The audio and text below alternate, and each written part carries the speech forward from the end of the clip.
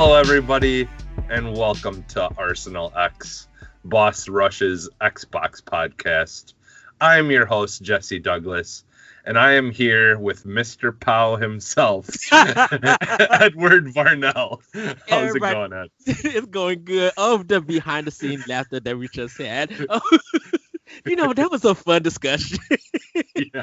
No, do you call this a Power Rangers suit? Yeah, the Power Rangers. Yeah, from now on, the Power Block fans will be known as Power Rangers. Hello, everybody. Mr. Powell. Exactly. Or I said also the Blockaneers. The Blockaneers. Yeah, I kind of like the Blockaneers. That's a cool thing. I think the Blockaneers is going to be our sports division. Yeah. I like. Yeah, because Buccaneers, Blockaneers. Yeah. But so how has your weekend been going? Besides a roller coaster of craziness, it's been going good. So today, I cut on my Xbox, and when we get to what we've been playing, I only played like one game actually on Xbox. It was kind of fun with it. So I cut on my Xbox, and I had it sold from Disney. I ended up buying the 4K version, which I gotta rewatch again. I actually fell asleep on it. It kind of felt boring. I watched it after I watched the Monster Hunter movie, which I love. Like that movie is like my movie of the year. So I took it out and just like, okay, I need to watch this later. You know what? Let me see. So I could play Cyberpunk because nothing was in my queue to update on my Xbox One. I put it in. It was just like, yeah, okay, game is getting ready. I'm like, okay, cool. This game needs to update. What? I just updated everything on my Xbox. What's going on? That thing said 23.95 gigs. I'm like, okay, I got enough on my terabyte, on my 2 terabyte to handle it. That thing said, oh, it's going to take 8 hours and 36 minutes. I cut my TV off and was just like, I'm going to work. I'm not about to wait no 8 hours to let this thing download. So I get into, I haven't cut on my Xbox because I just got home before we record. I get into it and I'm just like, let me see if my Xbox went to sleep. Yeah. Every time I have updated this system, it was just like, you know what? I'm too tired of doing work. I have put my time in, and it has went to bed on me. So when I wake up, I'm asleep, my Xbox is asleep, my TV is asleep. I'm like, oh, dang it. Yeah. It's like, hey, if you're gonna go to sleep, I'm gonna go to sleep. Yeah, because the Halo Master Chief Collection had to do the update. And then went to sleep after that. It was just like, oh, dang it. So I got to cut it back on. When I cut it on, I go and check the crate to see what all the updates is. And so it probably still have more to do.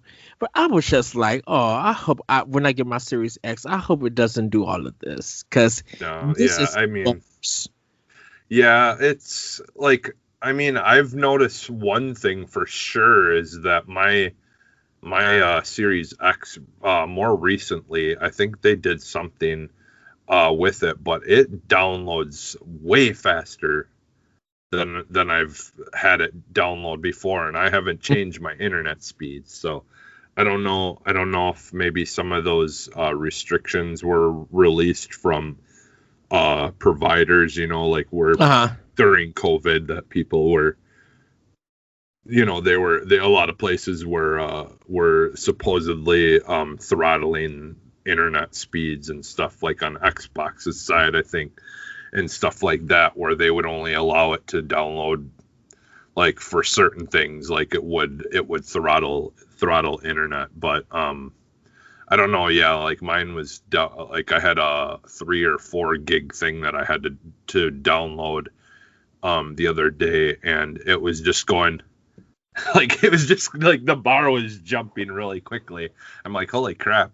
I mean, I know that's a smaller download, for right, compared to a lot of other things, but still, like sometimes, like a couple gigs or whatever of things would still take a little while because it would only reach like, like a quarter of my download speed that I'm paying for, but it was hitting like 89 gigabytes per second or something like that, which, wow, has never happened for me. So So yeah, it was going pretty quick, but Cause cause you're getting near replicate, right?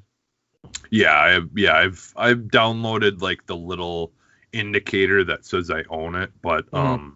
which I need to check that again because every once in a while when you complete things or do things in those your Microsoft the rewards Mm-hmm. stuff, like sometimes it won't always check off that you did something in a thing to finish a punch card, because Yeah. one of the things in there is if you buy it you get 6,000 points, Uh. which is equivalent to about $5 or $6 Yeah.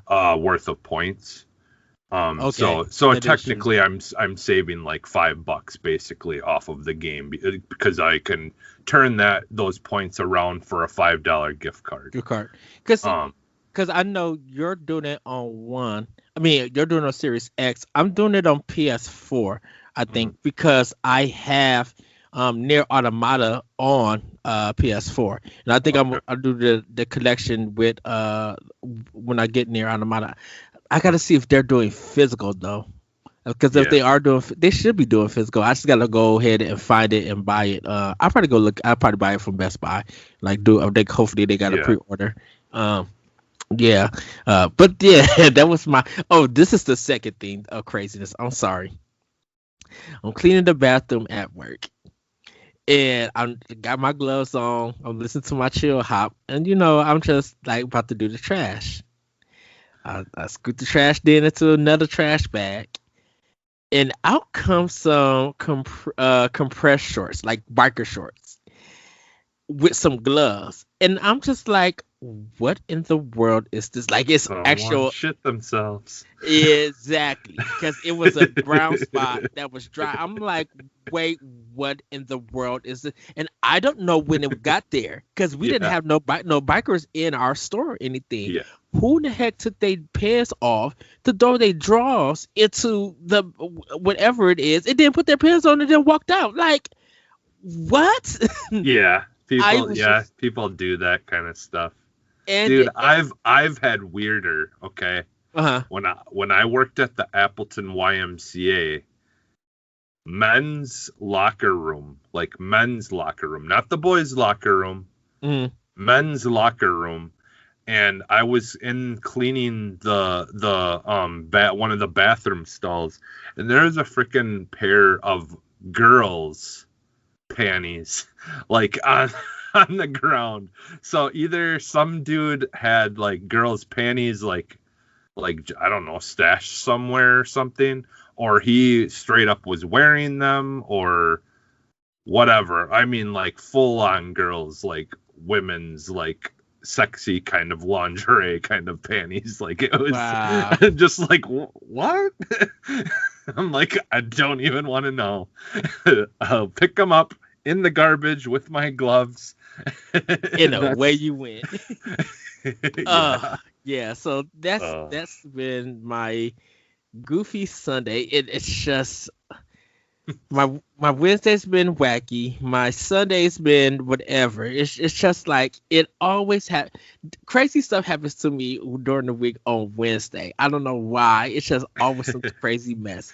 But today I was just like, this just does not feel. And then I know Mother's Day is in 2 more weeks, and I fear what nonsense is going to happen on that for day. you Wednesday wasn't hump day, it was lump day. Oh, exactly, pretty much, exactly.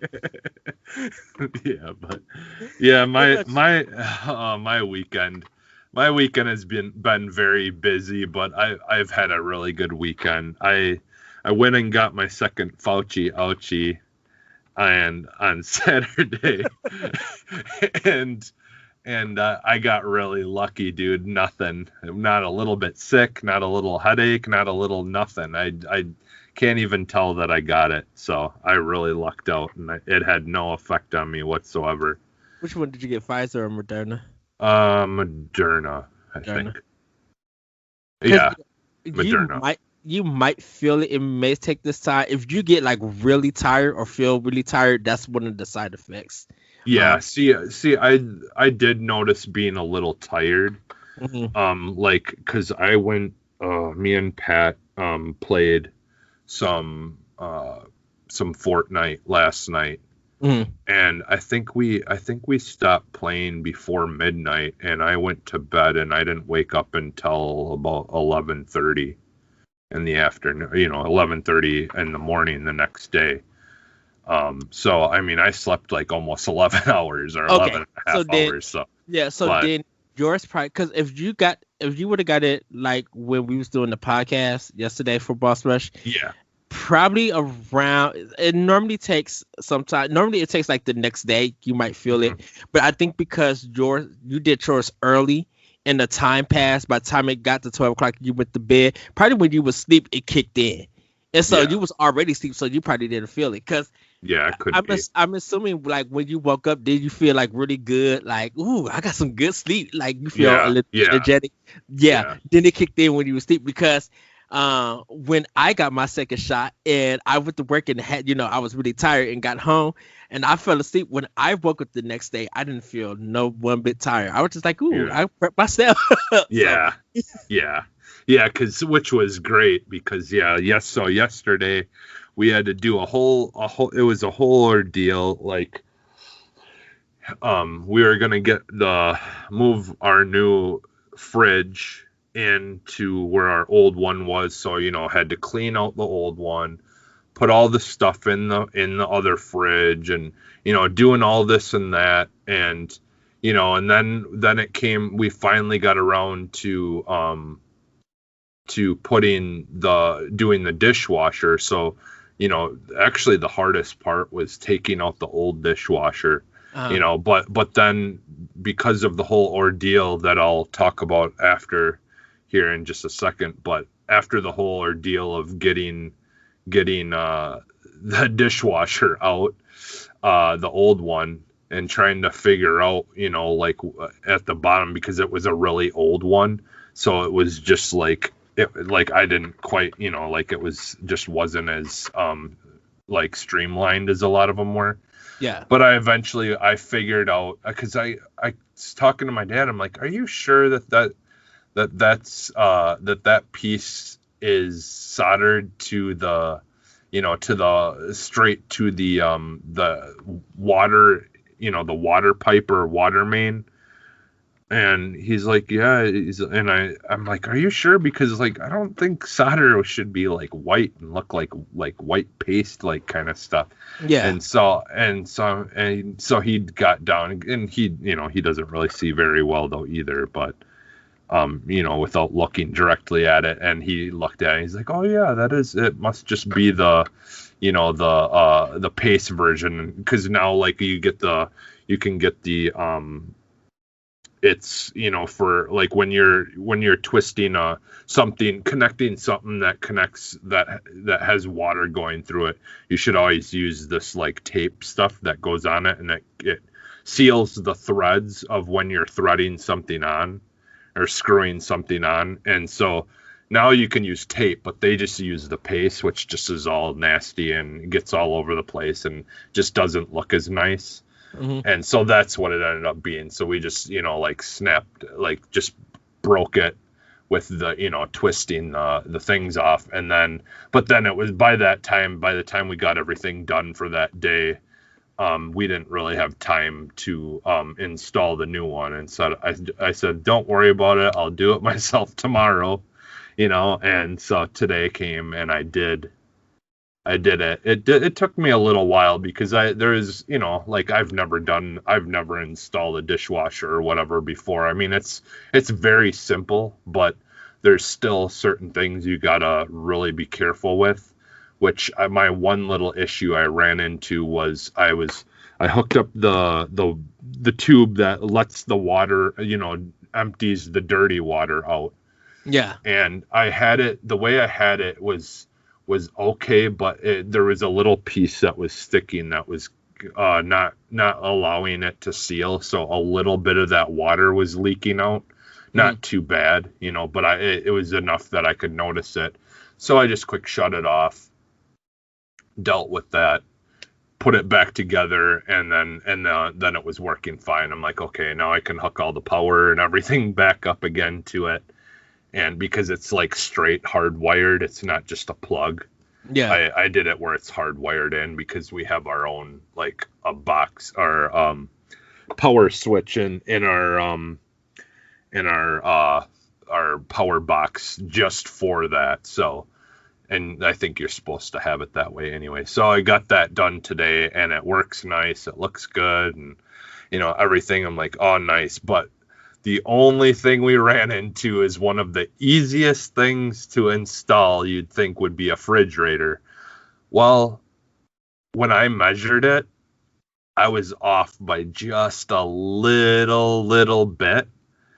And so we're going to have to, like, cut some of, like, part of little edges that are on some of the cabinets and stuff. Yeah. Because width wise it just barely doesn't fit, but height wise there's like gonna be like almost, like, I don't know, like a half of a foot clearing between the top, and the top of the fridge and the top cupboards that we have that go above it. But yeah, it's just enough that I have to have my cousin Ben come and help me just kind of shave some of it off so we can get it in there. But, like, yeah, I think it's like almost an inch, but not quite an inch, but it's close to an inch that it was off width wise, and so that sucks. So, but it is fine. Luckily, the way our kitchen is set up, I could plug it in and leave it just on a different side of our kitchen. But it's still right there by our kitchen. So yeah, that's the one thing that should be like one of the easiest things to install ends up being the hardest of all of them. Oh, so wow. Yeah, so that kind of sucked. But I was like, whatever. We got the dishwasher, the microwave and the stove done. So all we have left is that fridge. So I'm like, I'll call it good. I'll call that a win. We got. I did most of those things myself. My mom did help me with the microwave, because you've got to have someone kind of holding it while the other person is drilling into the top to anchor it in and all those kinds of things. Yeah. So you need more than one person to do that, but yeah, like the stove was easy. The stove was super easy. It was a matter of literally just taking the old one out, putting the new one in, plug it in, and boom, it was done. So, that was the handyman around the house. Yeah, I don't get many chances to do that kind of stuff, but when I do, it's always a pain in the ass, and it always ends up being way harder than you think it's going to be. But at the same time, like, I enjoy it because it's still a learning experience, Exactly. So it's, now I know how everything is connected inside the dishwasher. So if I ever need to take it out, it's just going to be like, oh, zip, zip, zip, zip, zip, and it's done. But, that's the thing, is if I don't install it and then something happens, well, now I'm like, well, okay, does this need to be removed? Or, like, that's kind of why I wanted to do it myself, is I just want to know later if something was to happen, like how I can remove it. Like removing the old one was such a pain in the butt. Like that took like all day almost, just or half of the time that I had just to take that out, because I didn't really know, like, okay, well, I don't want to mess around and like screw up stuff, especially when you got like electricity being directly into it and stuff like that. So I mean, I know to turn the power and stuff off, but still, like you don't know how it's put in there, so you don't really know like where to start or what's going to be the easiest way. But I mean, once you start looking at things, once I started looking at it as figuring stuff out. But yeah, so that was that's what I was playing this week. Although I did get to play because we'll jump into that. I'll just kind of say mine because I didn't play a whole lot either. But Okay. I played a little Minecraft Dungeons, and that game is still a lot of fun. I really, really like that game. I think it's a really good game. I need to return to it on Switch. I beat the first board, but I think I need to do the rest of the dungeons. Yeah, it's a good game, and I played some of the dungeons where you can up the difficulty. Like basically, you had I think like 3 or 4 different levels of difficulty that you could pick, and if you play it, they're events though. So like if you play them, once you beat it, you can't play it again. Like so it's one of those like where if you want to get really, really good loot, then you can play it at a harder difficulty. Now, if you don't finish it, you die and it's game over. And you can't finish it. Then you can play it again until you beat it. But once you beat it, you can no longer play it again. So it's more of like an event thing. But that was really fun. Like that game's awesome. Like I really like it. Because it's been a long time since I've really sat and played like a game like Diablo and stuff. Because I played Diablo 2 back in the day, like when it first came out. But yeah, it's kind of like a Diablo light kind of game, like my kind of speed of those games. Not saying that I don't like the way Diablos and stuff are, but it's just a little bit more chill. Like I can just kind of relax and just play it and have fun and not worry too much. It's a very good game for just kind of chilling and playing stuff. I think we'll probably get more DLC at E3. I think Microsoft's because I think it's only been like one DLC pack that they released. I think there's maybe more, but I think there's been some free updates and stuff to it. But I think I think it's only maybe been one DLC pack, but they have did stuff like added like events and things like that are constantly making it new, feel different and new. Yeah, because I'm amazed that they're putting a lot more content and work into Sea of Thieves and not Minecraft Dungeons. So it's kind of just kind of weird. Yeah, I think part of it maybe too is like the people working on Sea of Thieves. I feel like they enjoy that game just as much as adding to it. And so like they enjoy playing that game themselves, and so they're like probably like whenever they come up with ideas, they're like, oh, what if we did this or added this, and I think they just straight out love that game that they made and love playing it and just can't get enough of like trying to improve and add things to it. Because that game like it's so underappreciated in my opinion. Like I mean they do get a lot of credit from people. I do hear a lot of people talk a lot of great things about it now, way more than when it first came out, but still like the amount of work they put into that game is just phenomenal. Like it's completely a different game now. Because I think there's more stuff that they're coming out with. I thought I had saw at some point too that they might be adding more stuff soon to that again. So yeah, it's crazy. Yeah. Well, for me, the only game that I actually played on Xbox was Metal Slug 3. I just like, let me give this a try.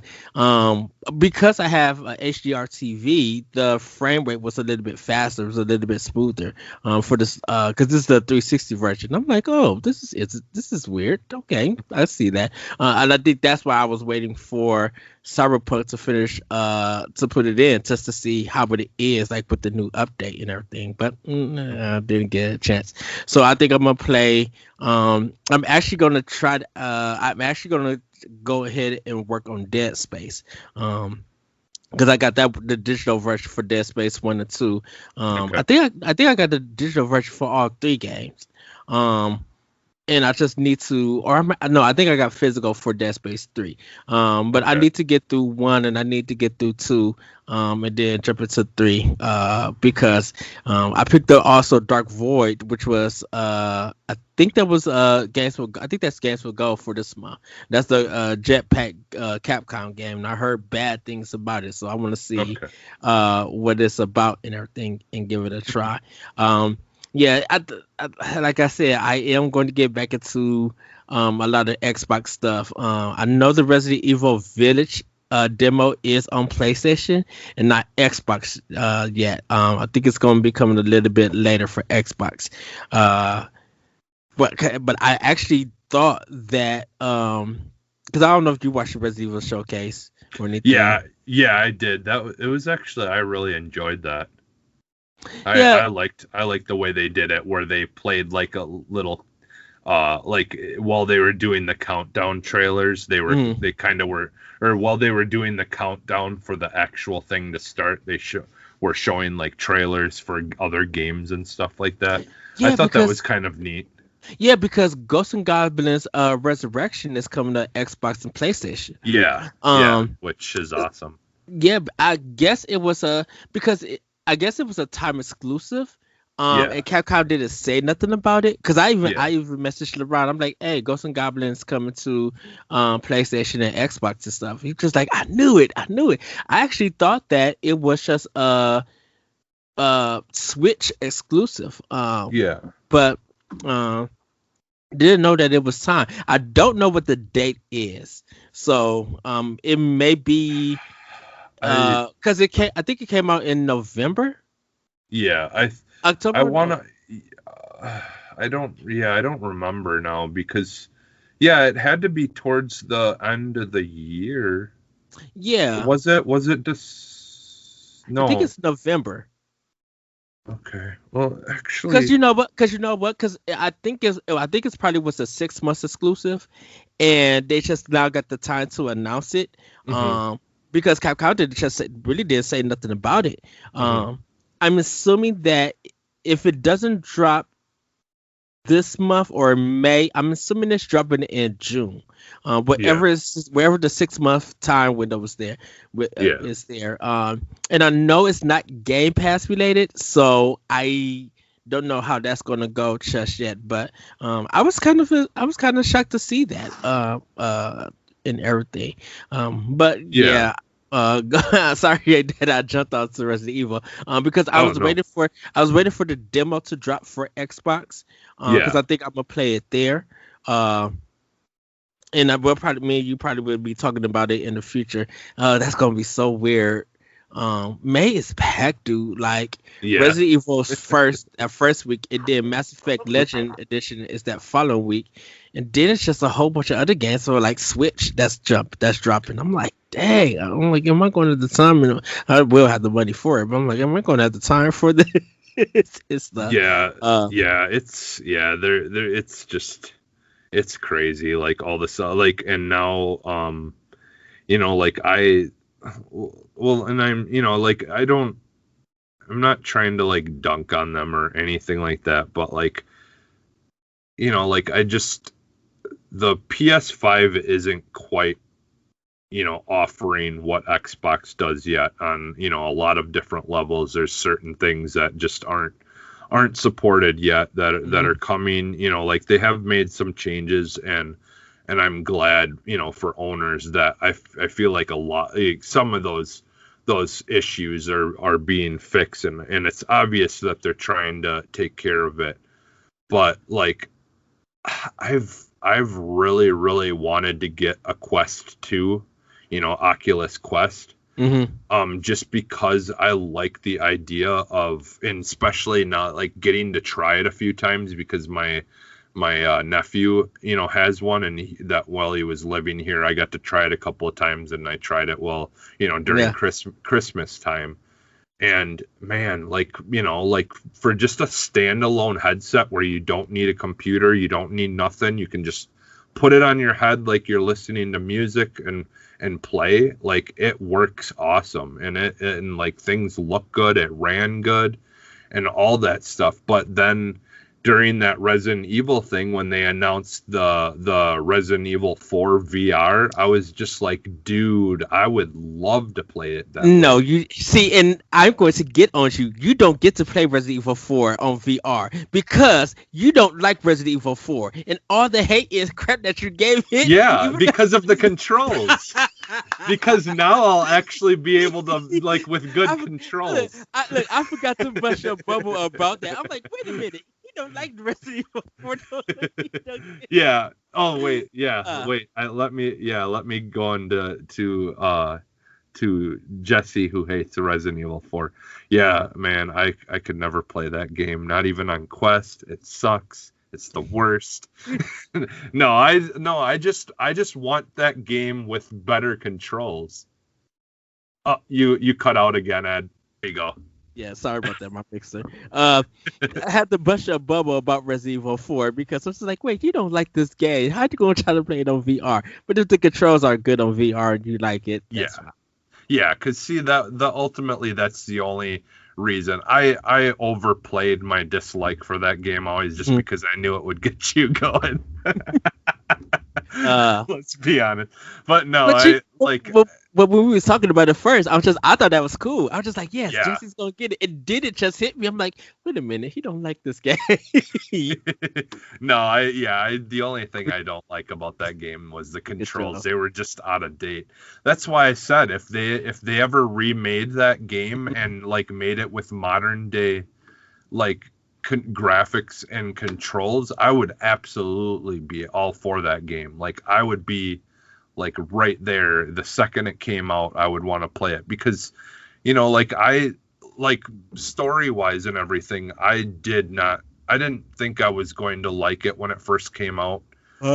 Because like I've said before, I've kind of always been one of those like once they started being crazy people, I didn't really like it just because to me Resident Evil was zombies and mutants, and that's it, like for me. And so like when they announced that it was going to be crazy people, and I just was like, I don't know that I'm really gonna want to play this because to me this isn't Resident Evil, and so and then I did eventually, just to prove to you that I would do it, I ended up playing it, and I didn't mind the story at all. Like it actually was pretty decent. But yeah, the controls were really hard to get used to just because I'm just so used to newer modern controls. And I think that was the thing about it, and I think that's why that game was like kind of the birth for over the shoulder shooters like Gears and stuff like that. A lot of those games, a lot of third party action games and stuff, they took that over the shoulder movement from Resident Evil, and I think Capcom was just like, okay, we got a new story, we got new controls, and don't forget that was a game that they redid 4 times to get that thing right. I think they was just like, we got to try to see what fits us and what can still keep that Resident Evil spirit and stuff. And now that it's changed and stuff, that control scheme, probably as outdated it is, I think it's still fitting because some people have been playing Resident Evil 4 for a bit and just like, okay, we understand it. I think if Resident Evil 9 went back to like Resident Evil 5 was like, it was like kind of action packed and linear, I think the Gears of War kind of controls would fit it and everything. Yeah, and to tie this all back to Xbox. Yes. The reason I brought this up is because I'm this may be pie in the sky, but I'm still 90% certain that this E3 we are going to get the announcement that the Series X will support the Oculus Quest, like that like there will be games that will come out for Xbox that will have like Resident Evil 8, where there'll be VR versions of that game that if you have an Oculus Quest 2, one of the best selling right now, like biggest selling VR headsets that a lot of people have been buying, you'll be able to play the VR version. So like if you, let's say you buy Resident Evil 8 for Xbox, and if you want to play the VR version and you have a Oculus Quest, that you'll be able to play it, through there. Like it will, because there is that partner that with Microsoft and Facebook owns Oculus, so they're they're working with Oculus, is working with Microsoft for something else as well that I don't really know a whole lot about, but it's something to do on like tech wise, and so I don't know. To me it just makes sense that it will be something that will be offered eventually. Yeah. But I think it would be cool if like you could, because with the way the Oculus Quest works is you can play standalone without a PC, but you can also hook it into your PC and then play games off of your PC in VR mode through, with your PC running the games, and so you can get better performance or whatever, So it's basically works the same then that way as the PSVR works with the PlayStation. I think that is a possibility of it happens. I think what I'm worried about is just the community backlash to be like, why is Microsoft putting in all of this efforts to VR games and not stuff for their first party? That would probably be the argument that I worried about. That I hope that it doesn't happen. But if they could get Oculus on Oculus to on Series X, because they're definitely Series X is powerful, it should be able to run it. I think compatibility, because I do think of, because they have said that they, like they've been a little bit more vague about VR more recently, that they haven't said that it's not an option, that it's never going to be an option this time around. They've said that it's like that it's something in the back of their minds, but so they haven't said that it's not going to happen. And some people have done some digging with the Series X, like internals and like data files and all that kind of stuff, and they supposedly have found stuff that exists inside the Series X that deals with VR support that's hidden away in it, supposedly. Now I don't know how credible, but I mean, to me, that's not something that someone's just going to make up for fun. Like, those people, usually that community that does digging, trying to, uncover stuff, they're usually pretty legit in the stuff that they find, like hidden files and patent type stuff and all that. I want to say it was on a patent side that there was some sort of patent or some sort of information about the Series X that had included some kind of VR like support, something. Like what it is, well, exactly we won't know until they want us to know. But yeah, so I don't know, like, there's just there's, like I said, there's that relationship there already with Facebook, and they're doing a lot of stuff on the back end for support of having those kinds of the Oculus and all their products being able to work with Microsoft with Windows and stuff like that already.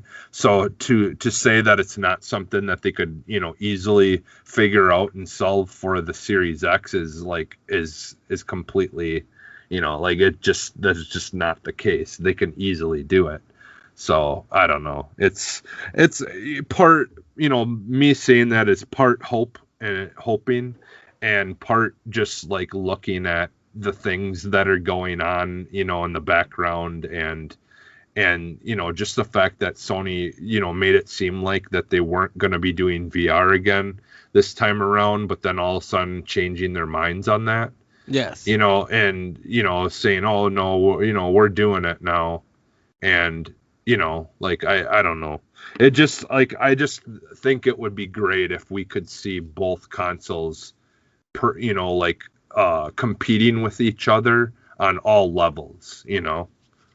Like, I just would like to see like Microsoft actually putting out like games for VR and stuff like that. Like like imagine playing Sea of Thieves in VR. That would be awesome. Yeah. Like I mean that would be cool as hell. I mean they already have Minecraft that's got VR support, you know, like things like that. I mean a lot of the games are there that they could easily put VR support behind it. You know, Halo, you know, like they could do Halo VR. They could do, you know, like Halo's basic enough that it could be done in VR and, you know, and not be too, I feel like it wouldn't be too taxing, you know, any more than a Half-Life Alyx or whatever. So yeah, and I could see Half-Life Alyx being on Series X. I think that would be a good thing for that. Like that would be a good E3, not only prediction, but that will be a hit for Microsoft if that happens. Like even if they just, of course, I feel like Halo might end up closing the show, but if they close the show with that, dude, that would just drive people bonkers. I think that would be so cool. Well, and they're close to finishing a VR-less version of Half-Life Alyx. I don't know if it's the actual company working on that or it's modders. Yeah. But I do know that that's something that's kind of being worked on in the background by someone. So, I mean, we could go on, forever just about talking about all that stuff. And, you know, and like, we'll have to one of these days, obviously, one of these episodes will be like where we can sit and talk E3 predictions and stuff for just Xbox, you know. Yeah. So. Power Block we're getting ready for, I think the last Monday of May, we'll be having our E3 discussion where that's all we talk about. It's just E3 and our predictions. Yeah, which we could probably do that for Xbox then too, like, you know, like one of those last, you know, have it that whole week, you know, then all the shows kind of be, you know, talking about E3 predictions would kind of be neat, having every show that week talk about E3 predictions. Yeah, for people to listen to. Yeah, we'll have to figure that out on the back end, but like that's something that's been obviously in the back of my mind here as we get closer. That you know we'll have to eventually have predictions and stuff like that. So yes, but all right, shall we get into the news here? Yes, let's get into the news. Yeah, so this first one is kind of cool. I actually might get this, but so they announced that recently that Halo their comics are going to get re-released. So these are like the original comics that started around the beginning of when it, you know, when Halo was a thing, you know, like okay. Yeah, these are and they were released by Marvel, and I believe they're still getting re-released under Marvel. Dark Horse. Yeah, Dark Horse is. I think Dark Horse is the sister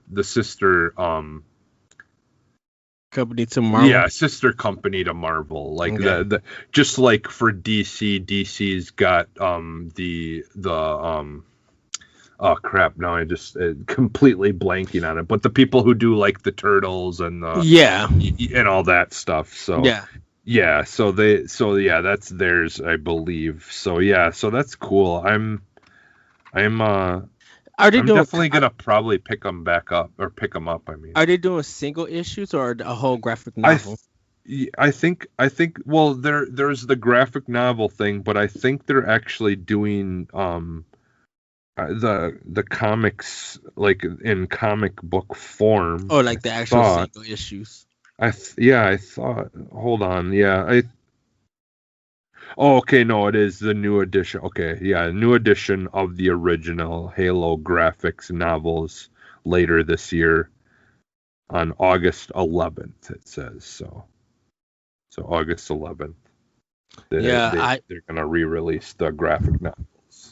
I never got a chance to read the Halo comics, so I think I'm probably going to skip the single and buy the graphic novel Yeah. Depending on I think it is just the graphic novel that they're releasing. But when they put it like comics, yeah, you're digging the single okay, issues like a never mind. Yeah, like it's because that's why I got confused. Is I think one of the articles I was reading used the word comics, but yeah, it is the actual the Dark Horse new editions of the graphic novel. So yeah. So either way, like I want to get on. I mean, I got all the comics that they released for the Anthem the Anthem game that they came out. Like it would be funny if those are actually worth something someday, but they probably will in the future, I think. Yeah. Speaking of stuff that's worth something, I ended up selling my unopened copy of Golf Story for Switch for oh no! Because I just wanted some extra money, and I was like, man, okay. I need to stop collecting shit and just like, because I'm one of these days here, I'm gonna just start clearing crap out of the house and just throwing it out, or get, if it's something good, I'll like bring it to like Goodwill or somewhere. But I'm just kind of like in this mood where I just want to get rid of stuff and stop collecting crap. So I was like, whatever doesn't fit on the shelf behind me, I'm gonna just get rid of. You gotta go. as far as collecting stuff goes, I'm just like, I don't need to do this anymore. So yeah, but I sold it, and I think it was like what, $20 I think when it came out. Yeah. Yeah, and I ended up selling it for like almost 3 times that. So $60. Yeah. Oh wow. Yeah, because it goes for like I think 85.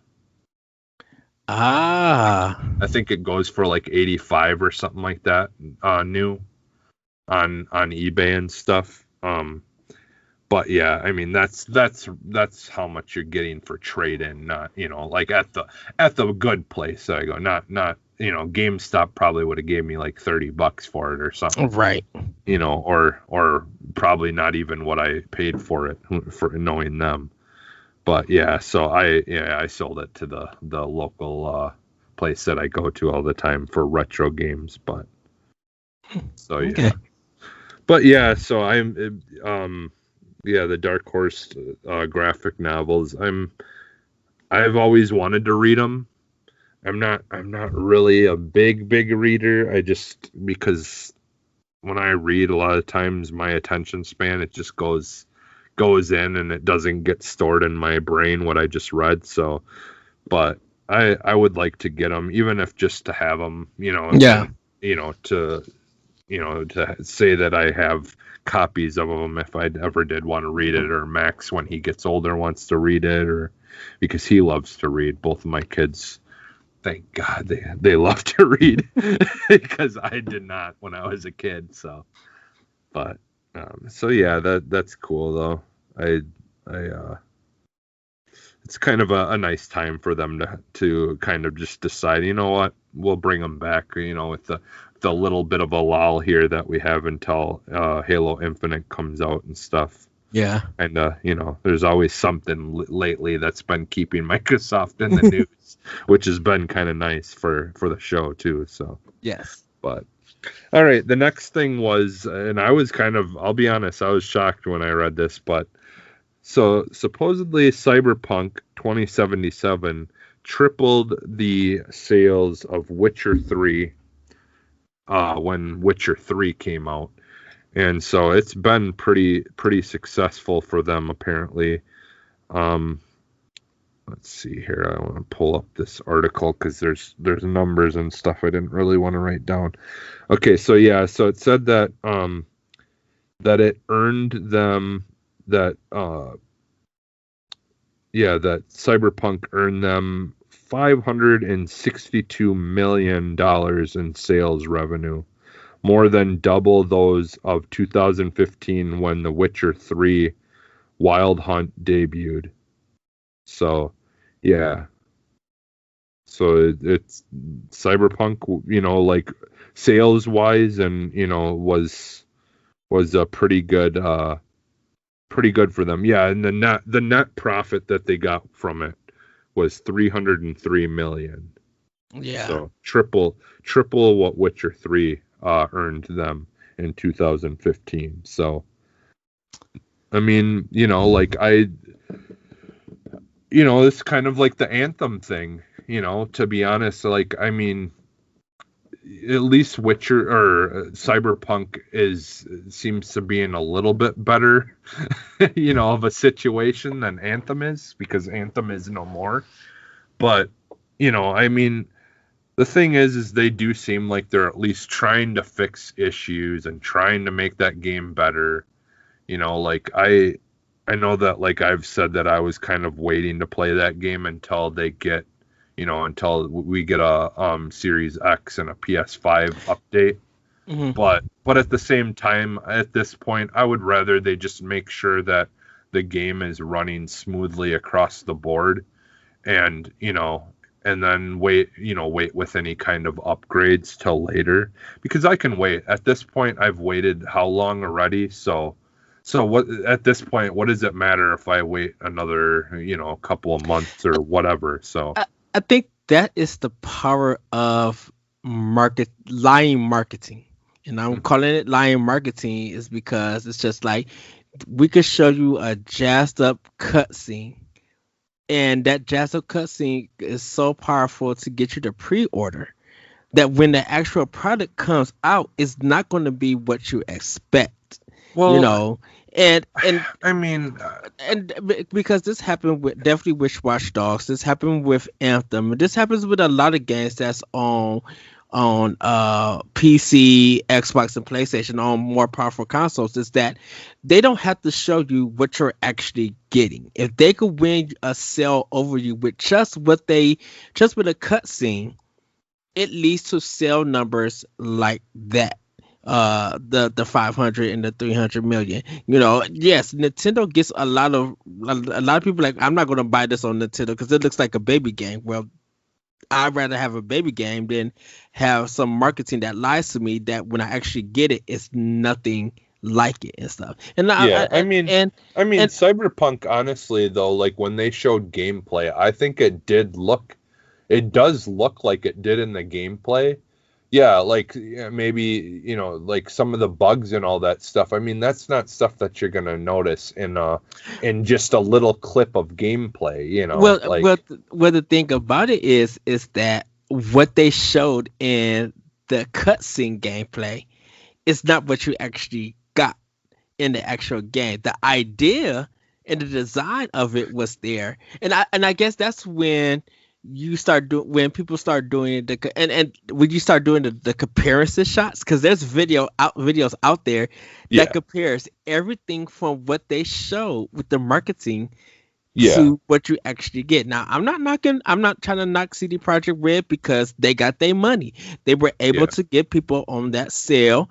And I think the pandemic, honestly, like, at least for me, is part of the reason why I have been hesitant to go, full on, like, just disgusted mode with that game, is because, like, I mean, we've seen a lot of things get affected by it.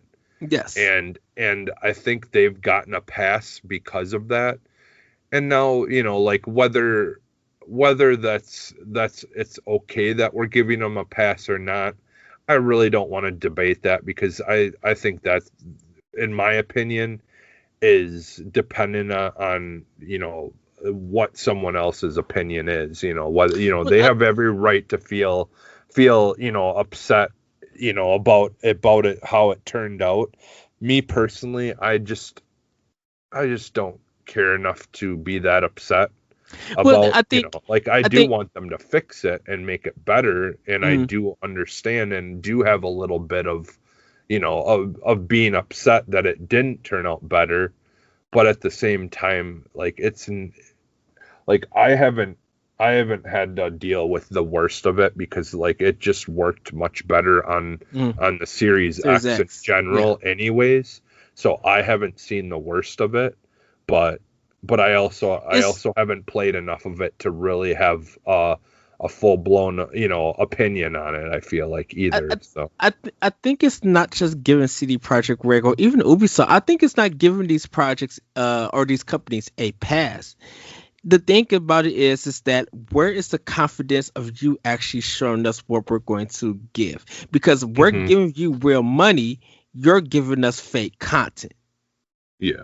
Meaning that I mean that's happened for a long time from everything. I mean, yeah, like things always look better because a lot of times when we see early footage or whatever of things, they're usually running on a very powerful PC where it's completely, like that section that they cut out to play in that demo that they want to show you or whatever is all specifically tuned for that, what they were playing it on, Well, but it's not even playing that. It's just like something looks jazzed up in this CG marketing that you're giving us, and then when we get the actual product, what we saw, that idea that you sold us on, is not there. So I think that's where the confidence comes in, to be like, how are you confident to sell us on an idea but not execute that idea in reality when we are giving you our money, when yeah. and that's why I said I'm not knocking CD Projekt Yeah. CD Projekt R. EA and BioWare, they're upset with people because putting that beta out close to the game or the release date. The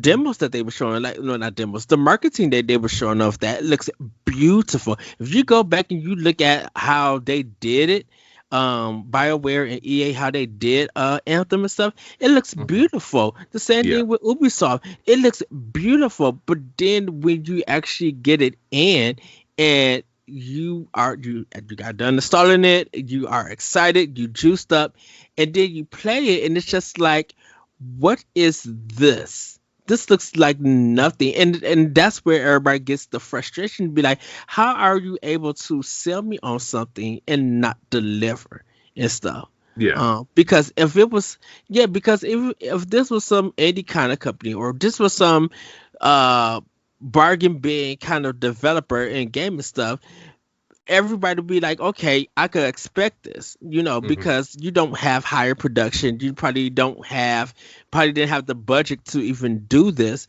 But, I expected something like this. When it's a big when it's a big company selling us on an ideal of a game, when it's not executed, not executed well, when it's not a promised execution, that's when people get upset. But you, at that point in time, you can't do nothing, because you believe that what they sold to you in the marketing is what you're going to get and stuff. And so I congratulate CD Projekt Red. Now they got a lot of work to do. They got people's money, they got our money. So now it's on them to fix this game, because they were just like, we want to get it to a point where we sell this game for years. I'm just like, that's going to be hard to do, because the thing about it is, it's just like, it's not that you're trying to make a game that you're going to sell for years, because it has all this controversy connected to it.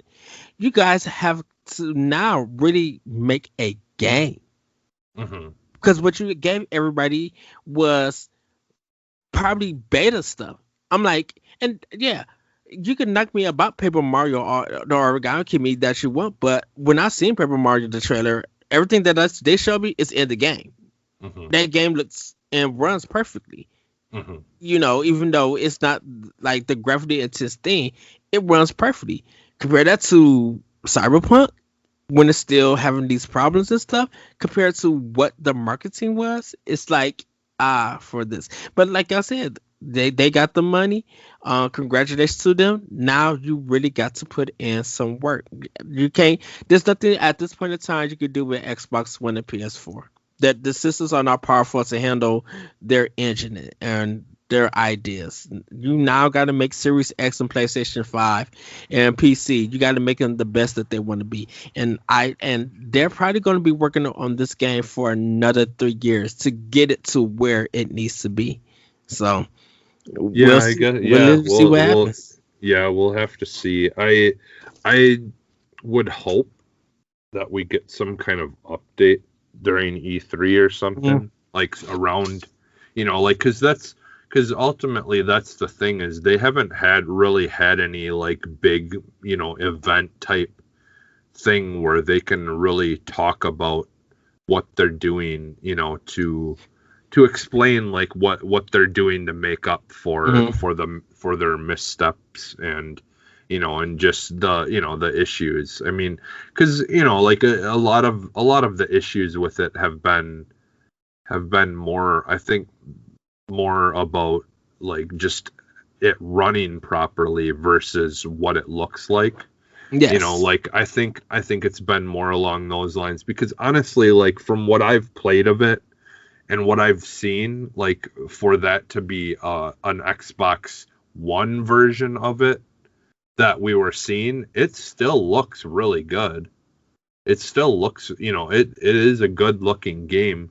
It may not be perfectly, like pictures next to one another of what they showed us and what you play like visually, but it still is a really good looking game. And that's still the earlier version. That's without, any kind of Series X, enhancements or any of that kind of stuff.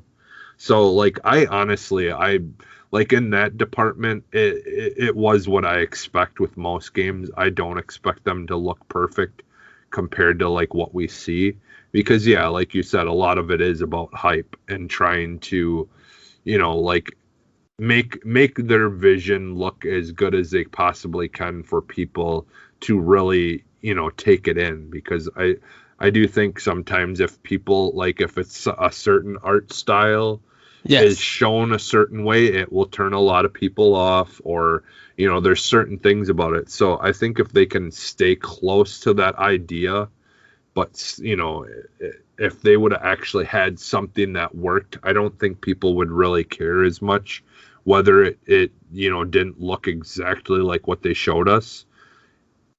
But because it wasn't running properly, then that's when you get the people who are upset, who are going to start nitpicking, and they're going to start breaking down everything and say, and start getting, then they're going to get hyper focused on everything that they feel like they could be mad about, But so. but the thing about it is that's why I said it's being sold that line marketing is because the thing about it is you sold them on this idea. This is what you deliver. This is what you as a company not promise. I should stop saying promise. This is what you deliver, and you was hoping to sell people on pre-orders that this is going to be the grand adventure that you're going to get. And the moment that you're not showing anything running on a particular system, that's when everybody feels like, yes, I have the right to being iron and complain and say all of this because I paid for this. You sold me on something that you was hoping for me to do. I fulfilled that thing, and in return, I didn't get that same reward. People feel like there should have been an equal exchange. If I'm paying for a high quality product that you was able to show me at a presentation, you should be delivering me a high quality product that I get. So that I could be like, what they showed me is what I got. And I'm glad that I paid for it. It shouldn't be that I can't believe I was duped into getting this stuff and it's not together. Yeah.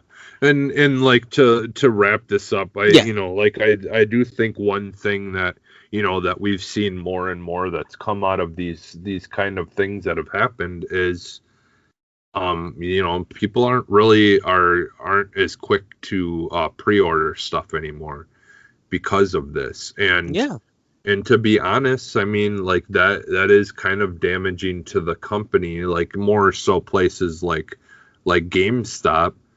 But but they also aren't getting that data of how many copies they think they're going to sell of a game before it comes out. Like on the data side, there's a lot that's to be shown for now, because less people want to pre-order stuff. So and I think that's what I kind of like. I think with Microsoft, if they lean more into pre-orders and stuff, and we're gonna get to the next topic, pre-order stuff. We was talking about like the bonus points, the points that you get for buying a game digitally and stuff. Like Microsoft, they reward you with bonus points. Nintendo does the same thing. You get points for every time you buy a game on there, and even when that happens, that's a great thing. There's something that should be rewarded for people who are pre-ordering stuff. Because of CP, there is a hesitance. But if there is some kind of deal connected now to pre-orders, I think people will still be able to get it. And I give it to Microsoft. I just want them to lean more into it, to be like, hey, if you get Halo, if you pre-order Halo, you not only get double bonus points for I forgot what the program is called. For the Nintendo one. No, for Microsoft, like the rewards program. Oh yeah, it's just called like it's linked to Game Pass somewhat, but it's just some Microsoft rewards. Microsoft rewards. If they were just like, hey, you get bonus points for Microsoft rewards that you could turn into gift cards or extra discounts and stuff like that. If Microsoft could lean more into that, the pre-orders would be great for them. And Nintendo, like I said, Nintendo does it. PlayStation, I think, does it, but I think figure out what it is. I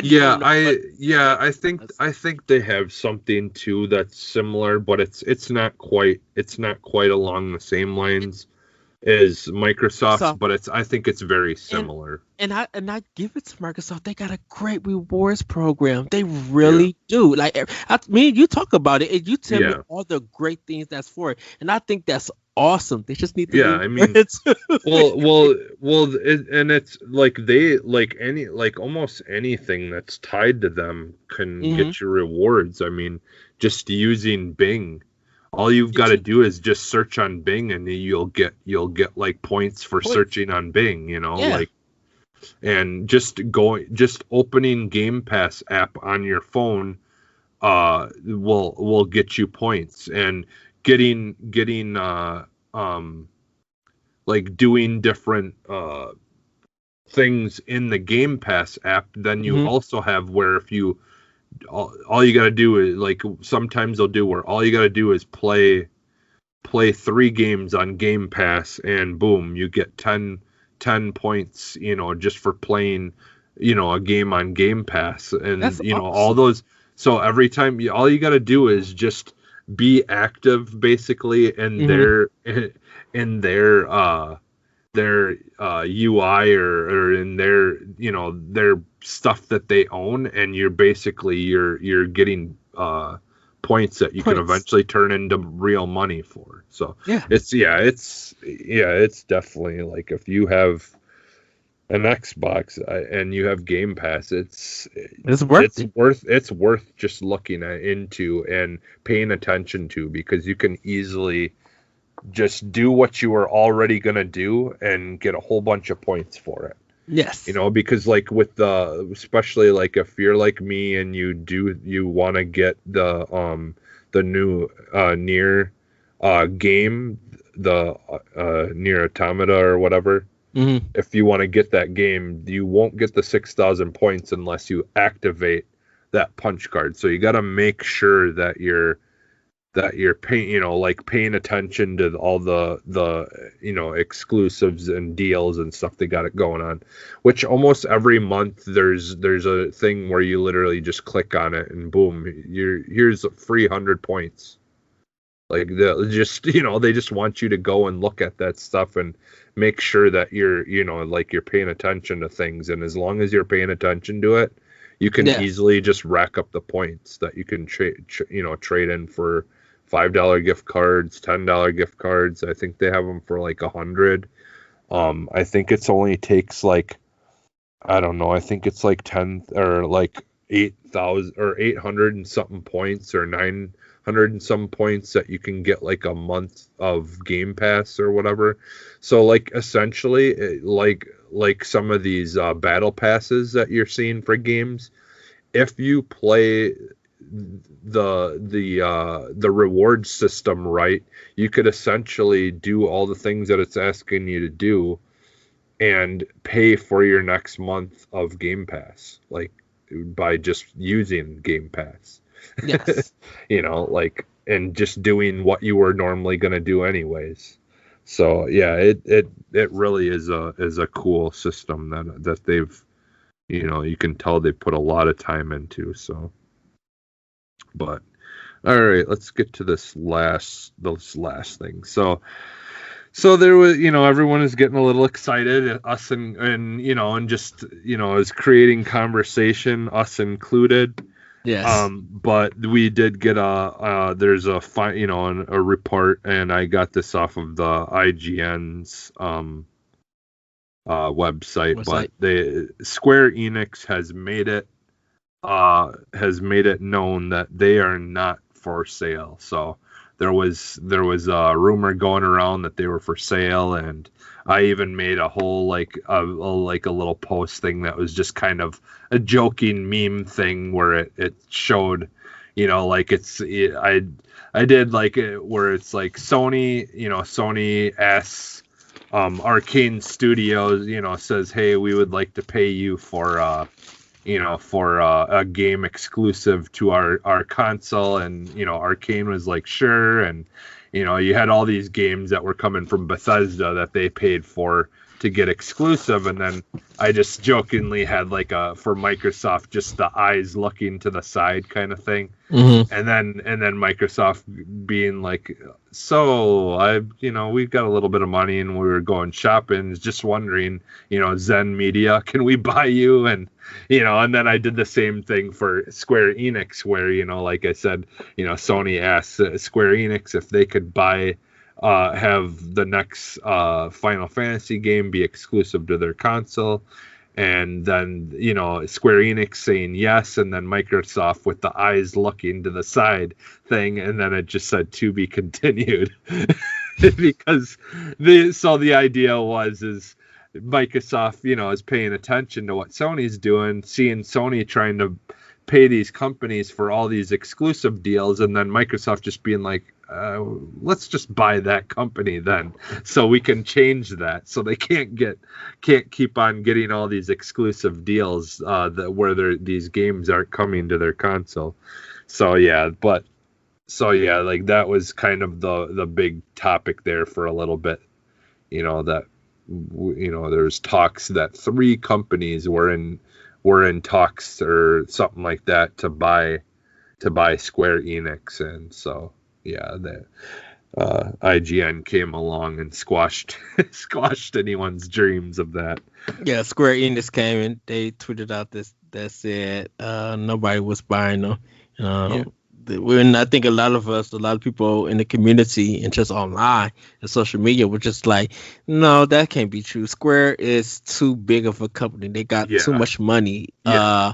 They got Final Fantasy, but Dragon Quest in reality is kind of bigger than Final Fantasy in a sense. I mean, people like Final Fantasy, but like Dragon Quest, it's just like that is the game that like really does well in Japan. And when you think of Square Enix, you really want to be able to corner the market for everywhere. And Square Enix, in a way, does that.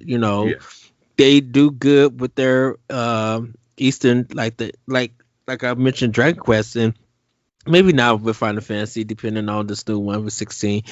Dragon Quest has been a big deal to the East. We here in America is just now kind of getting into Dragon Quest and stuff because Dragon Quest 11 was so good, and a lot of people love 8. But we also got like Tomb Raider, and people now enjoying Outriders and Octopath Traveler. Traveler, and then like even their small games like Lost Sphere and stuff like that. Yeah. Like Square Enix has a lot of talent and a lot of things that they do in a lot of genres. Now, for them to be sold is kind of crazy because there's too much outlets that Square is keeping them in the black. It's not too much is keeping it in the red. And if Microsoft hypothetically played a part in this, it would be bad for Square Enix because Japan alone, they don't own a lot of Xboxes, and they're not gonna go their way out just to play the next Dragon Quest game on the Xbox in Japan. Now we here would probably they would that would be PC. Like they would just would continue to be a PC thing. Because PC is the bigger thing in Japan anyway. Dragon Quest has never went to PC besides maybe they would put it on, but that's the thing. They would put those games on PC, something that Square Enix isn't doing. I mean, that would be a good thing for a lot of people. Like, because and going back to like a lot of people talking, most people that I've seen, like when they're having conversations about this, they're like, well, if it was going to happen, like most people are like, unfortunately, Microsoft would be the best people to take control of that company just because things would only change slightly, but it would be things like games going on PC more and things like that. So it would be for the better. It would put it in more people's hands. For America, it would. For Japan, it wouldn't because of Japan being such now. I mean, they still do good with consoles, and Nintendo can't believe they got 80% of it because a lot of handheld and mobile stuff is now the big thing in Japan. Yeah. PC, maybe China with MMOs and stuff like that. I really need to look up the PC scene in Japan. Hopefully it's still very big dominant. Stuff. It's dominant. I mean, that's mostly like if people that want to game there like hardcore are going to play it on PCs. That like that's why even PS4s, PS5s, none of that stuff like even sells big there, because if they want a game, they want to play on PCs there, and it's either PCs or nothing, like for them, or and then obviously when it comes to more games that have a handheld version, then they're gonna do that. And that's why I said the mobile and handheld thing, and I'm trying to keep Nintendo out of it. It's just that with Microsoft, if they had acquired Square Enix, and like I said, hypothetical, it may sound good, but it would be like you're going to actually kill Square. I think Microsoft would kill Square Enix. I know you'll disagree with it, and everybody says that's the thing. They wouldn't make them do anything differently. It would still be Square Enix. But the thing, like it's like what we're seeing with Bethesda. Like they're still publishing their own stuff. They're which is good for Bethesda, because Bethesda is a big Western company. I'm talking about the East. I'm talking about the problem that Microsoft hasn't solved with in the East. When it comes to Square Enix, you're really thinking of Japan. I mean, of course, yes, America plays a part, but for the East, Microsoft has a problem. They got to get that system. Yes, PC and Windows 10 and Steam, and I don't know what platform they actually do play games on when it comes to PC. But I'm like, for console wise with Series X, when the 3DS is still, that's not in production, is still beating your high powered system on a monthly basis, that is a problem. And if they can get people to buy games though through PC, they don't care about how consoles do in Japan. That's the thing with Square Enix. Square Enix will have to get into the PC business. Which they do have games on PC. Yeah, they do, but all those games come a little bit later after the console release. So hypothetically, just once again another hypothetical, if Microsoft buys Square Enix, and we're just talking about Japan, we're not talking about America at all. They buy Square Enix and they got them for Japan. All deals with Nintendo is done with all their games. All games with PlayStation is done. So now it's all only on Microsoft console. They're not forcing Square Enix to do the PC because right now the only thing PC wise that's important to Square is Final Fantasy 14. That's the only PC thing that really matters to Square Enix at this time. What is Microsoft going to do to a company, not to a company, to a country or a continent that refuses to play games on your console? Not even talking about not even talking about PC. I'm talking about your console that people are refusing. Now, if Dragon Quest is still powerful enough in Japan for them to garner sales for Series X or Series S, then yes, I could probably see the benefit of them owning Square Enix. But you got to think, this is Japan. This is nothing with America. If Dragon Quest and Final Fantasy is not bringing in system sales in Japan, that's going to hurt Microsoft badly. You could throw all the money that you want at Square Enix trying to get them to release something in Japan. If it's not moving, that becomes a problem. It's that's the thing though. They don't rely on consoles. You're forgetting that they don't really rely on them as much as you think. Right, and that's why I said the only important thing for Square Enix when it comes to PC is Final Fantasy 14. That's the only thing PC wise for Square Enix in Japan, and maybe some of the mobile games. I don't know how all their mobile games and stuff do. But like if we're talking about PC, it is literally Final Fantasy 14. Square Enix goes hard on Final Fantasy 14 for PC because it's an MMO and it's so popular around the world, and it's definitely popular in Japan. It's popular here, but when you are trying to get Series X consoles to be sold on your system, if Square Enix stuff is not coming to PC or even Game Pass Ultimate PC, what are you doing with Square Enix in Japan? I'm just talking about Japan itself. Like I said, not talking about America at all. Well, I mean, you'd still be able to play all those games on your tablet or your phone. They're not putting that stuff. If they're not putting that stuff on PC, how are you going to try to get your console to move in there? No, they would be putting it on PC though. They don't put it. They don't put their stuff on PC until almost a year after the console version stuff come out. Yeah, but that's because they don't want to spend the funds all right at once. I mean, if they've got money coming in to be able to create more teams to have that stuff out when it gets released, I mean that then it wouldn't matter. Like that stuff would be coming out at the same time. But if even in some situations, it might even come out on PC before it comes out on console. They'll probably if Microsoft had it, because I mean that's what they're doing with some of their stuff. Already we're seeing Microsoft own stuff come out on PC first and then come out on console. Right. So I mean. Because some of those games are designed for PC and Steam and mind. Because sometimes Microsoft, I guess, whatever deal, they were just like, okay, we're actually going to put this out on Steam. But when it comes to Square Enix, a lot of their stuff don't hit PC when it normally comes out for a console. Like so.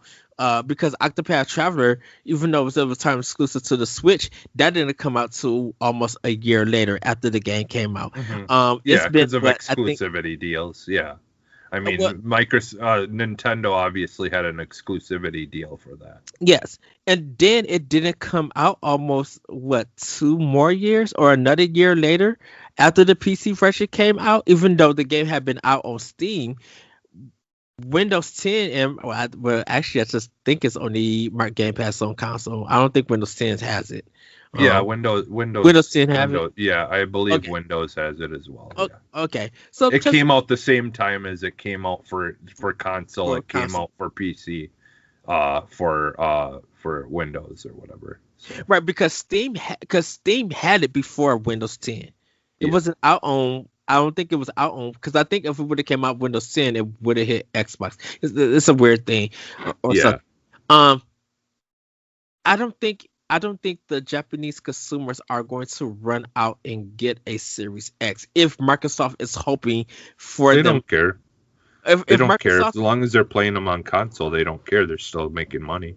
But if Microsoft is hoping that the Japanese market, the Japanese players will go out and get a Series X, Well, some of them might. because Some of them might though, but they still don't need to rely on that. but Like that's I think that's anything I is think more that's the is struggle. better than nothing.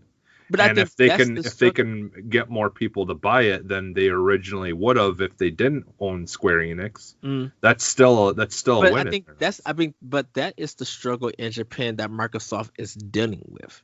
And like I said too, like you can don't forget that a lot of those games would be on Game Pass, which like I said they could play on a tablet, they could play on their phone, they could play on their their TV, they could play on. They don't need an Xbox, they can play it on their TV. They can play it on their computer. They can play it. They don't need to have it. Like there's once XCloud is probably would work way better over there because their internet is It's way better, better than yeah, ours because of all as the far mobile as gaming. fast. So it like it essentially would be a way bigger, a much better thing there than what we even have. And so I mean that's the thing is Microsoft now is in a position where they don't need to sell consoles. There's going to be like so many different avenues that you Mhm. can play their games without even having to spend $600 for a big thing. But you got to think about Japan is not doing all of that. Japan I has a know lot. they would play on phones because they're playing PUBG and stuff on their phones and stuff Yeah, like that. They're and not and playing it on and a I console. and I still think that that is still the struggle with Microsoft and Japan, is that they're gonna have to compete with a lot of stuff. They're gonna really have to compete with Nintendo, because I'm like, if Nintendo is only 80% of the country when it comes to gaming, that's a problem. That's speaking about even PC players. So that's going to mean like PC, mobile, whatever. If Nintendo is only 80% of it, Microsoft got some work to do to sell Game Pass Ultimate. If they bought out Square Enix, that's a lot of work, and that's Yeah, going to but be a lot of money. they don't need to worry about what Nintendo's doing. They're gonna do the things that they're doing.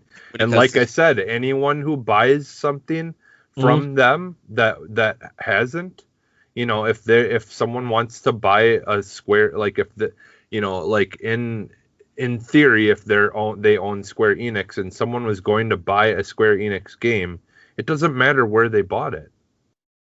Like they still are making money off of it. And so like what does it matter what they're playing it on? Like it matters. I think it they matters have what many I think it's. options to I play it think it. on. So I think it matters what it's playing on when it's a different country. And when you look at the, I don't want to say stats or statistics, but I probably have to. I think once you look at the stats and the statistics in a certain country, and this is, and don't forget, we're talking about international. We're talking about American mind frame and opinion, talking about an international company that, I mean, an international country that does gaming differently than yeah. us. Well, And so that like the thing is they're much honestly, in my opinion, they're much easier to please. The fact that they would rather play that they don't care about graphics of a game. They don't care about, things being 4K and all that stuff.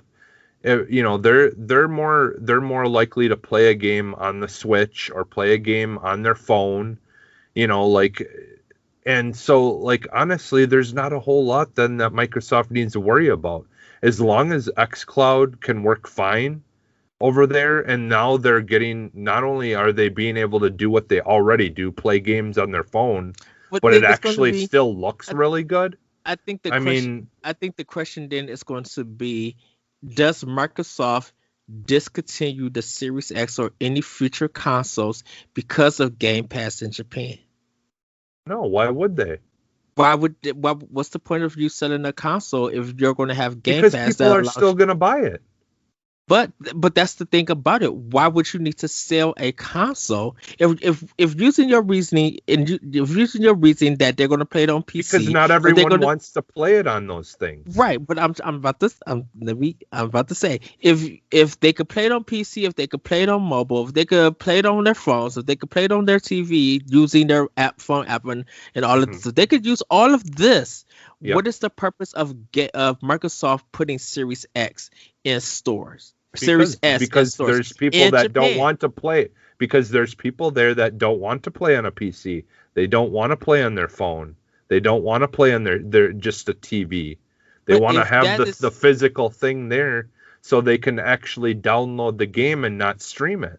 but if there are a market that's big in playing PC, because you said they play a lot of Yeah. PC, Yep. if Yep. there are a market that plays in mobile console, Microsoft's console doesn't fit in there because all the players are on a different platform. Now, if they're playing it through Game Pass Yeah, Ultimate, but you they know, would be making their money but through that. what? Okay, so what happened though? That backlash when the Xbox One didn't come to Japan for almost a year later because they thought it wasn't important enough. Well, it turns out that it doesn't matter how important it is. Hmm. If you just stop selling something somewhere or don't let them have it right away when everyone else gets it, people are going to get pissed.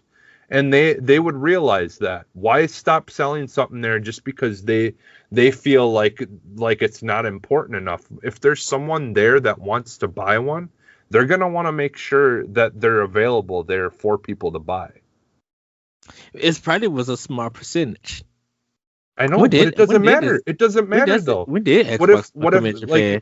what if they just decided, oh, like not enough of like Switches sold in your town, so we're just not going to sell them there.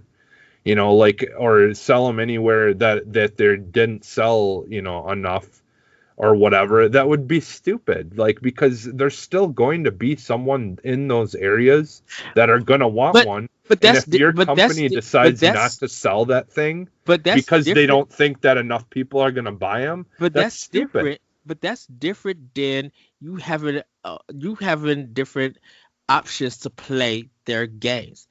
Yeah. You spoke about having Mhm. more options to play. So if Yeah. you have more Well, why would options to they take play, the Xbox out? that's the question. Why? If you have more options to play, why would you need the Series X? That's not No, why would you take well, it away if you I would want to take it. give more options to Can I play? tell you? I would take it away because it's not selling well. That's the thing about it. See, If and my you if and my you would be the Xbox making a bad decision, and people would but not that's like but you but for that's doing of that. course.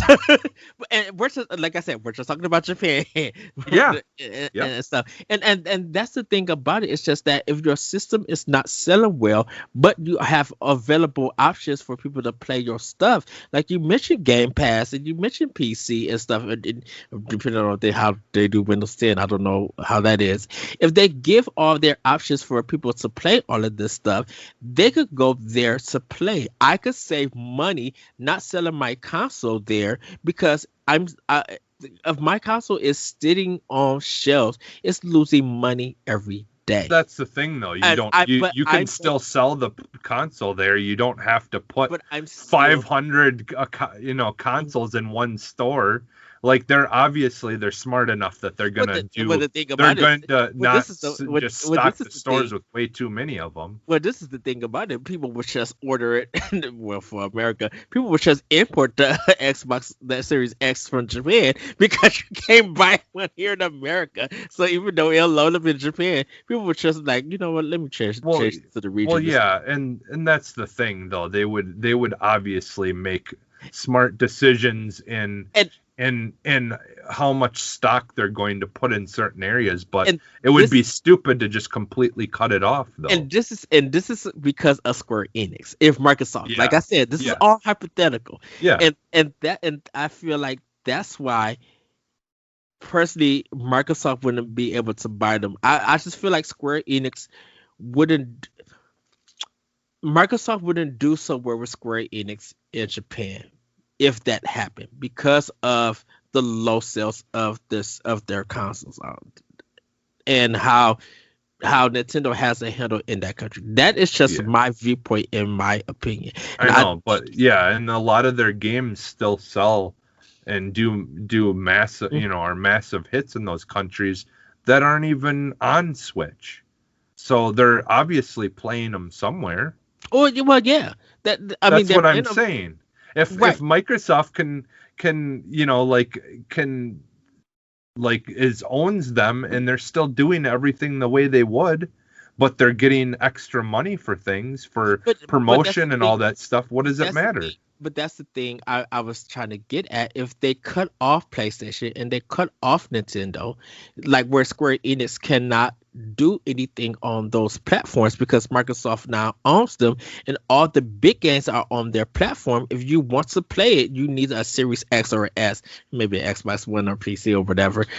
You need to Or a have this. phone, or a tablet, or a TV, You or need all anything that you already have in your right. house. You need all of this stuff to play the Square Enix thing. Stuff you already have.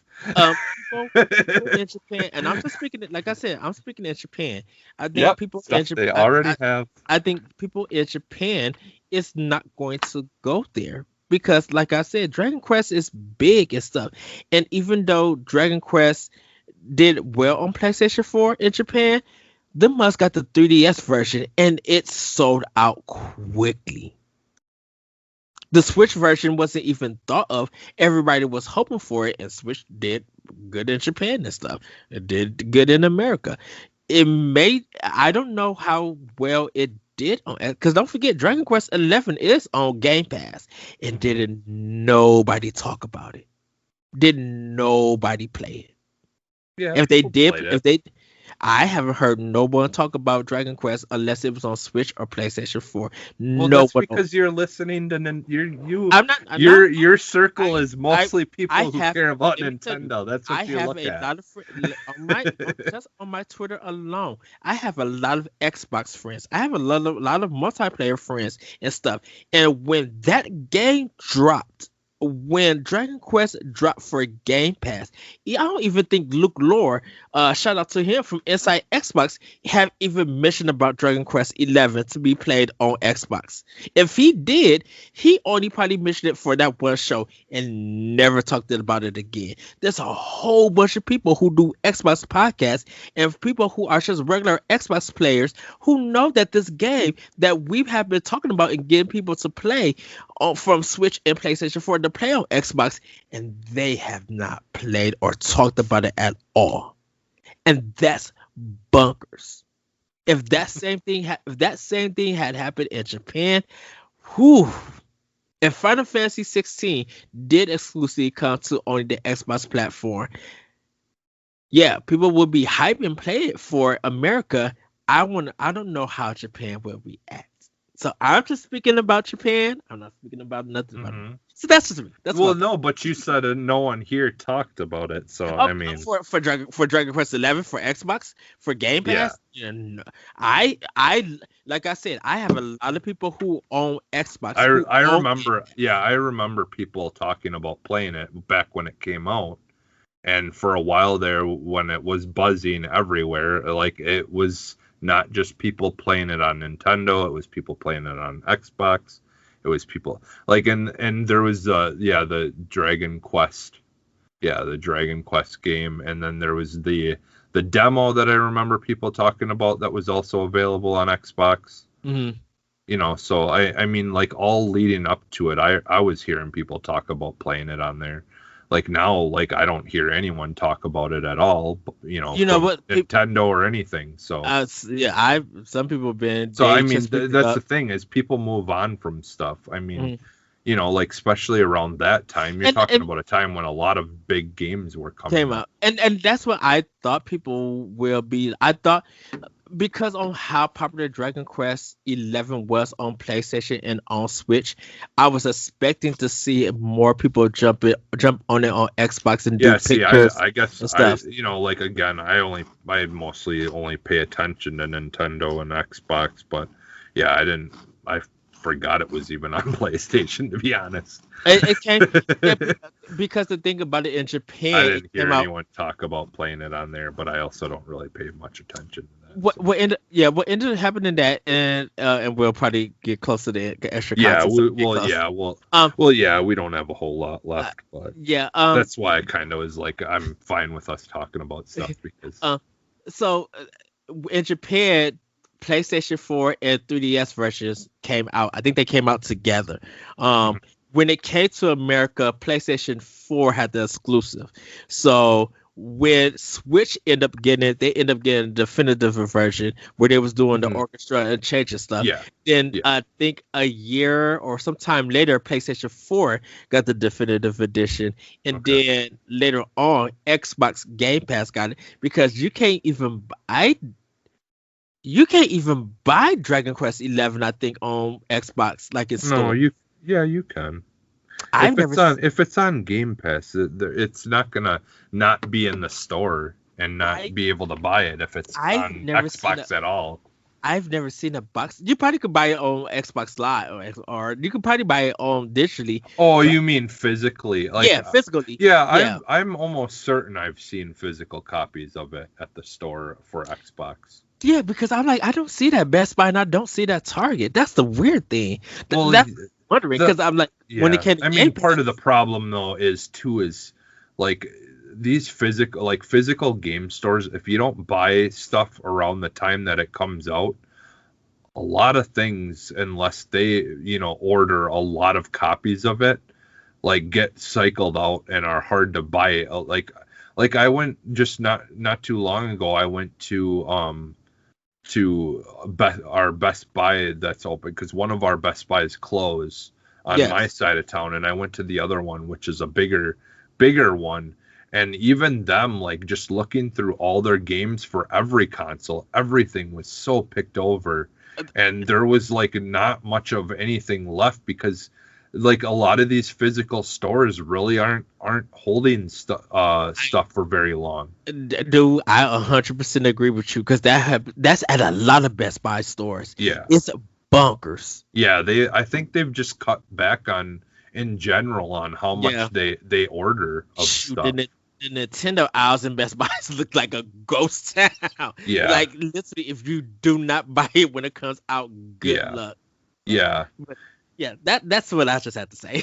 Yeah, no, I mean, no, it was a good conversation or argument or whatever you want to call it. Like say, this is the crazy thing, because we're gonna get the extra content. Everybody think that me and LeBron go hard on each other. Oh yeah, on the chat, and it's just like me and Jesse have these same talks, and then we could do it during the podcast, and Jesse already knows. I'd be like, dude. You getting a cinnamon bar or like what you getting from the like we'll go and kick it like after the show and have fun. I was just like, shoot, y'all haven't seen me and Jesse get into it. Didn't laugh about it. Well, that's the thing is we we think about things from different aspects of like how we focus on what our thoughts are, and I mean, that's a good thing. It's like, people always joke about the playing devil's advocate and stuff like that. Right. We just do that stuff naturally because we naturally just have different viewpoints of how we look at things, and so it makes for good conversation. And this is crazy thing because like when you. So we'll have this conversation, and then let's just say you did that ravioli with the hot sauce, which was amazing. It was good. Amazing. Yeah, I forgot about that.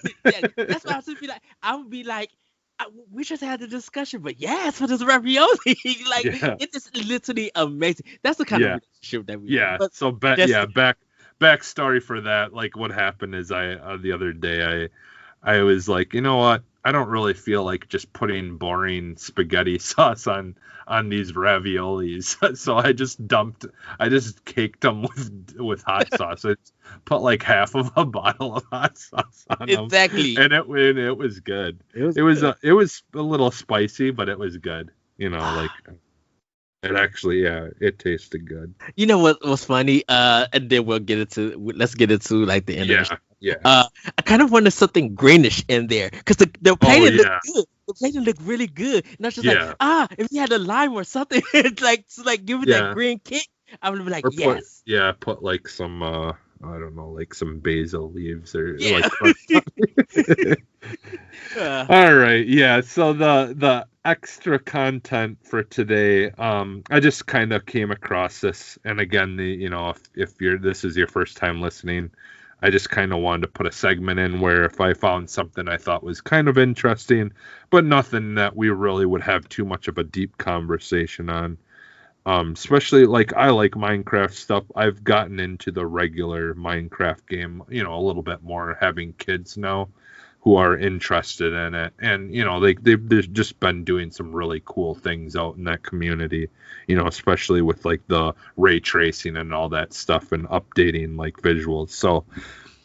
So they did make an announcement. Minecraft Caves and Cliffs was something they had talked about a while back that they wanted to do. They wanted to make a more in-depth cave systems and stuff like that you could have. And they also wanted to make the game much more vertical than it was in the past. They wanted to have more mountains, mountains and things like that they could add to it.